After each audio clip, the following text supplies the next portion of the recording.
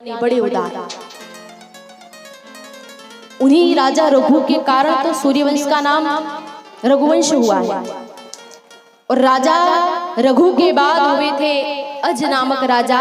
अज के बाद हुए हैं महाराज दशरथ। इन्हीं राजा दशरथ के यहाँ राम रूप में भगवान का प्रागट्य हुआ है। मर्यादा पुरुषोत्तम महाराज दशरथ अयोध्या नगरी में राज्य करते हैं। सरयू के तट पर बसी सुंदर नगरी अयोध्या। महाराज की 3 पत्नियां हैं। धर्मानुसार चलने वाली 3 रानियां, कौशल्या, सुमित्रा और कैकेयी।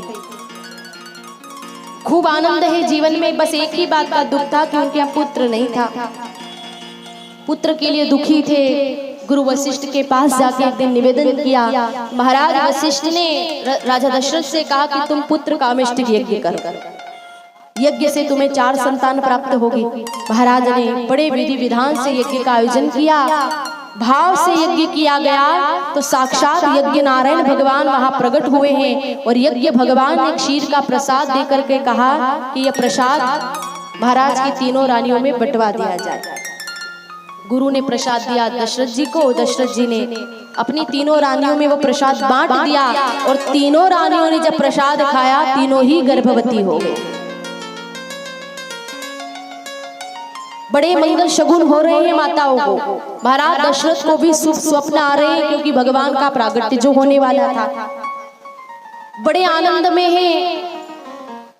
घड़ी पल सब अनुकूल बन गए हैं। जोग लगन ग्रहबार तिथि सकल भय अनुकूल। चर अरु अचर हर्ष जूत राम जन्म सुख मूल। सब हर्षित हो गए। पावन घड़ी आ रही है। सब प्रतीक्षा कर रहे हैं भगवान के अवतार की। भोलेनाथ ज्योतिष का वेश धारण करके अयोध्या की गलियों में चक्कर लगा रहे हैं, क्योंकि उनके इष्ट देव है बालक राम। देव गंधर्व किन्नर सब प्रतीक्षा कर रहे हैं, सब गुणगान कर रहे हैं भगवान का। जब परम पवित्र समय आया, चैत्र का महीना जिसे हम मधुमास कहते हैं, चैत्र का महीना है, शुक्ल पक्ष है, नवमी तिथि है, दोपहर का समय, अभिजीत मुहूर्त में ठीक 12 बजे भगवान राघवेंद्र सरकार का माँ कौशल्या के गर्भ से प्रागट्य हुआ है। बोलिए श्री रामचंद्र भगवान की। बड़ा दिव्य तेजस्वी अद्भुत रूप माँ ने देखा। कौशल्या माँ ने जब तेजस्वी रूप को देखा, हाथ जोड़कर प्रणाम किया है, बड़ी स्तुति की सुंदर, और फिर प्रार्थना की प्रभु मेरे लिए बालक बन जाइए। तब भगवान ने छोटा सा रूप धारण किया, रोने लगे। रोने की आवाज दासियों ने सुनी, दौड़ती हुई आई। राम का दर्शन करके महाराज दशरथ के पास जाकर कहा, महाराज बधाई हो, कौशल्या मैया ने सुंदर पुत्र को जन्म दिया। अब तो महाराज दशरथ की प्रसन्नता की कोई सीमा नहीं। गले का हार तोड़ करके रानियों को दान में देने लगे, दासियों को दान में देने लगे। बाजे वाले को बुलवाया, आज्ञा दी कि बाजे बजाओ, उत्सव जो मनाना है। और उसी समय दूसरी दासी दौड़ करके आई, समाचार दिया, महाराज माँ सुमित्रा ने 2 पुत्रों को और माँ कैकेयी ने 1 पुत्र को जन्म दिया। अब इस समाचार ने तो सोने पे सुहागे का काम किया। वृद्ध दशरथ जी के घर 4 बालक हुए और चारों महान है, कोई साधारण नहीं है। सर्वत्र आनंद बरस रहा है, खूब आनंद उत्सव मनाया गया है, परमानंद की वर्षा हो रही है। चारों तरफ रंग गुलाल अबीर उड़ेल दिया गया है। सब नाच रहे हैं, क्योंकि भगवान का प्रागट्य हुआ है। खूब उत्सव मना रहे हैं। तो आइए हम भी एक बधाई गाते हैं भगवान के स्वागत में। अयोध्या में जन्मे राम, बधाई गाओ रे। अयोध्या में जन्मे राम, बधाई गाओ रे। अयोध्या में जन्मे राम, बधाई गाओ रे। अयोध्या में जन्मे राम, बधाई गाओ रे। बधाई गाओ रे, बधाई गाओ रे। बधाई गाओ रे, बधाई गाओ रे। बधाई गाओ रे, बधाई गाओ रे। बधाई गाओ रे, बधाई गाओ रे। अयोध्या में जन्मे राम, बधाई गाओ रे। अयोध्या में जन्मे राम, बधाई गाओ रे। भाव से दोनों हाथ पर उठा के ताली बजाते हुए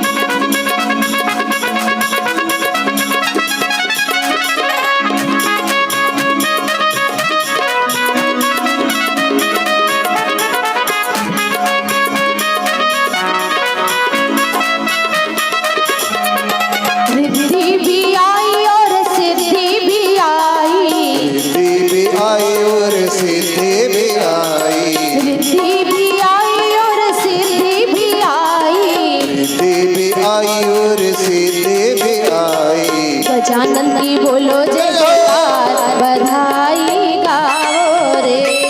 गजानन की बोलो जय जयकार, बधाई गाओ रे। सभी गाइए।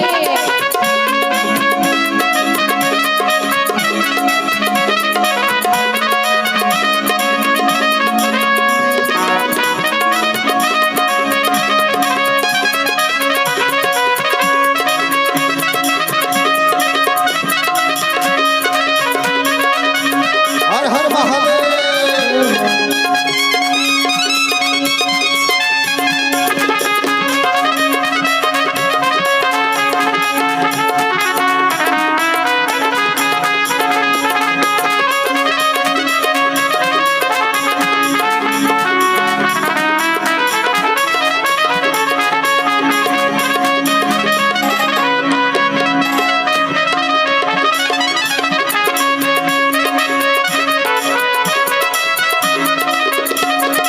गंगा भी आई और यमुना भी आई। गंगा भी आई और यमुना भी आई। गंगा भी आई और यमुना भी आई। गंगा भी आई और यमुना भी आई। सरयू जी की बोलो जय जयकार, बधाई गाओ रे। सरयू जी की बोलो जय जयकार, बधाई गाओ रे। अयोध्या में जन्मे राम, बधाई गाओ रे। अयोध्या में जन्मे राम, बधाई गाओ रे। बधाई गाओ रे। बधाई गाओ रे। बधाई गाओ रे। बधाई गाओ रे। बधाई गाओ रे। बोलिए श्री राघवेंद्र सरकार। सरकार की जय। भगवान का प्रागट्य हुआ, खूब उत्सव मनाया। चारों राजकुमार को उनका जात कर्म संस्कार आदि किया गया। फिर नामकरण संस्कार हुआ। प्रभु जब 16 वर्ष के हुए तब विश्वामित्र जी का यज्ञ उन्होंने पूरा करवाया था। और तदुपरांत जनकपुरी में भगवान श्री राघवेंद्र सरकार का विवाह हुआ था। केवल राम जी का ही नहीं, चारों भाइयों का विवाह जनकपुर में ही हुआ था। उसके बाद राम जी को राजगद्दी मिली, उसके पूर्व उनको वनवास करना पड़ा। वन में गए तो वहां भी सुख से नहीं रह पाए, मां जानकी का हरण हो गया। और इसी कारण से भगवान को वानरों से मित्रता करनी पड़ी। हनुमान जी से मिलन हुआ भगवान का। और फिर प्रभु ने सेतु की रचना करवा के लंका पर चढ़ाई करके रावणादि राक्षसों का उद्धार किया। जानकी मैया को सम्मान सहित ले करके वापस प्रभु पधारते हैं अयोध्या। और फिर भगवान का राज्याभिषेक होता है। मैंने बहुत संक्षिप्त में ये प्रसंग सुनाया आपको, क्योंकि राम कथा सागर के जैसी कथा है।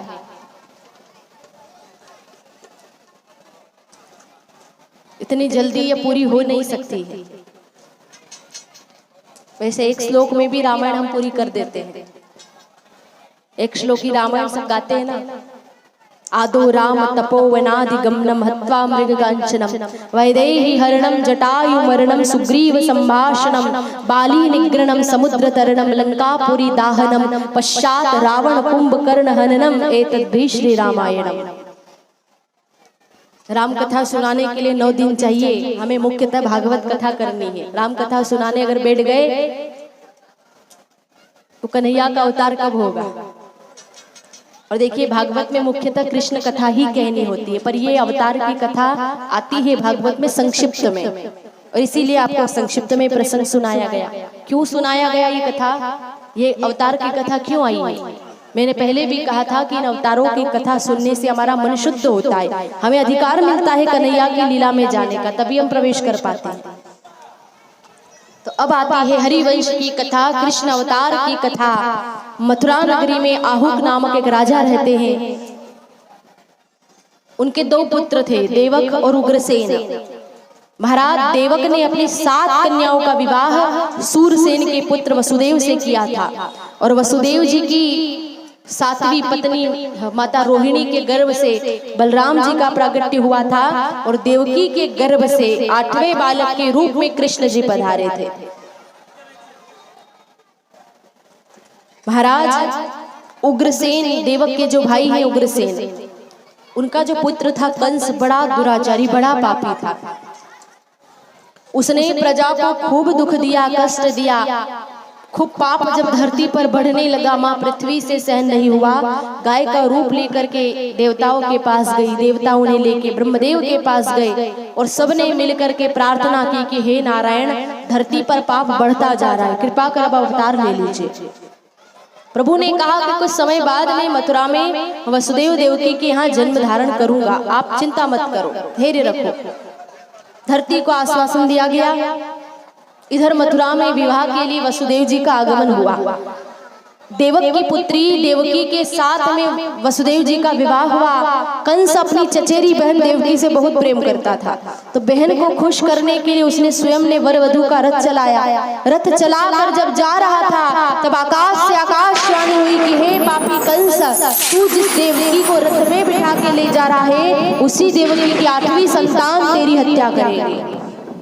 कंस आग बबूला हो गया कि देवकी का पुत्र मुझे मारने वाला होगा तो मैं देवकी को ही समाप्त कर दूं। तलवार उठाई। वसुदेव जी ने कहा, देवकी को क्यों मार रहे हो, इसने तुम्हारा क्या बिगाड़ा है? हे राजन, मैं प्रतिज्ञा करता हूँ जितनी भी संतानें होगी सब लाके तुम्हें दे दूंगा, तुम इन्हें छोड़ दो। कंस ने यही किया। वध तो नहीं किया देवकी का, लेकिन कारागृह में बंद कर दिया और खूब दुख दिया, खूब कष्ट दिया। वसुदेव जी प्रतिज्ञा से बंधे थे, इसलिए जब भी देवकी के गर्भ से पुत्र होता वे ले जाकर के कंस को दे देते और कंस निर्दयता से उस पुत्र को मार देता। ऐसे एक नहीं, उसने 6 नवजात शिशुओं की हत्या कर दी। माँ देवकी ने 7वां गर्भ जब धारण किया तब भगवान ने योग माया से कहा कि हे देवी, आप देवकी के 7वें गर्भ को निकाल कर रोहिणी के उदर में स्थापित करो और आप स्वयं माँ यशोदा के गर्भ से जन्म लेना। योग माया तैयार हुई। देवकी के 7वें गर्भ को उन्होंने माँ रोहिणी के उदर में स्थापित किया। रोहिणी मैया गर्भवती हो गई। जब 9 मास का समय पूरा हुआ तो माँ रोहिणी के उदर से श्री बलराम जी का प्रागट्य हुआ है। बोलिए श्री बलराम जी महाराज की जय। योग माया ने माँ यशोदा के गर्भ में प्रवेश कर लिया। इधर देवकी ने 7वें 8वें गर्भ को धारण किया है। भगवान का दिव्य तेज आया माँ देवकी के उदर में। सारे देवता गर्भवासी नारायण की स्तुति करने पधारे हैं। देवकी को आश्वासन दिया, प्रणाम करके सब चले गए। प्रभु का प्रागट्य होने का समय नजदीक आ रहा है। मंगलमय शगुन होने लगे। देवकी का रोम रोम पुलकित हो रहा है। जब भगवान के जन्म का समय आया, परम शोभायमान सर्वगुण संपन्न घड़ी आई। चंद्र रोहिणी नक्षत्र में आया। दिशाएं स्वच्छ हो गई, नदी का नीर निर्मल हो गया। महात्माओं के मन प्रसन्न हो गए। स्वर्ग में विजय धुंधुलिया बजने लगी।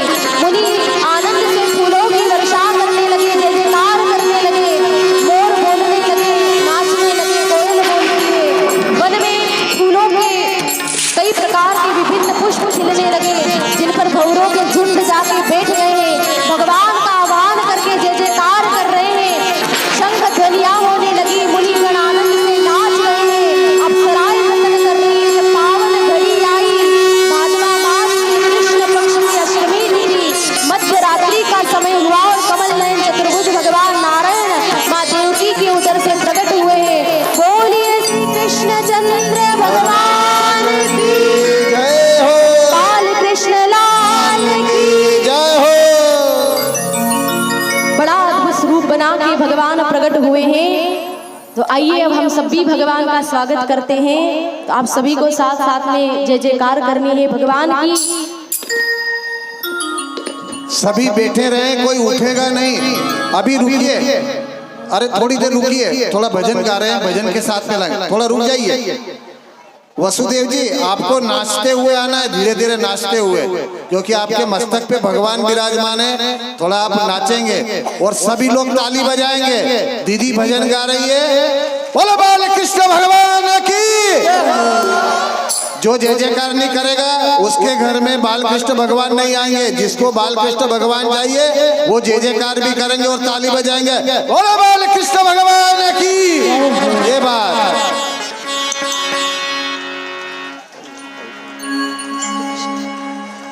स्वागतम कृष्णा सुस्वागतम कृष्णा स्वागतम कृष्ण सुस्वागतम कृष्ण स्वागतम कृष्णा सुस्वागतम कृष्णा स्वागतम कृष्ण ताली बजाते हुए भाव से सभी गाइए। जय हो। जो बजाएगा ताली वो नहीं जाएगा खाली, ताली बजाइए।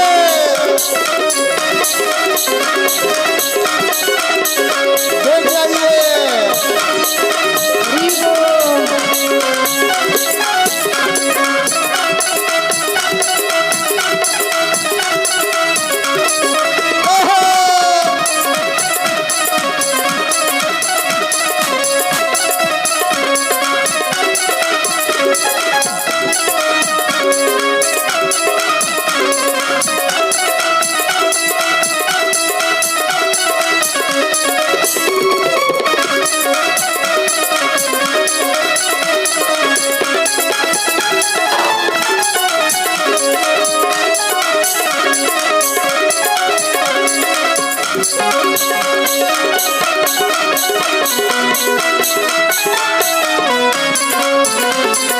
स्वागतम कृष्णा सुस्वागतम कृष्णा स्वागतम कृष्ण सुस्वागतम कृष्ण स्वागतम सुस्वागतम स्वागतम शरणागतम स्वागतम सुस्वागतम स्वागतम शरणागतम स्वागतम सुस्वागतम स्वागतम शरणागतम स्वागतम सुस्वागतम स्वागतम शरणागतम स्वागतम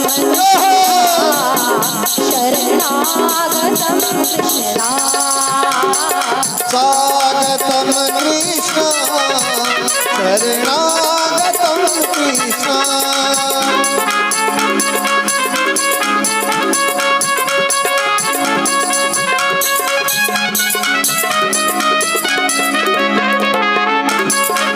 जय हो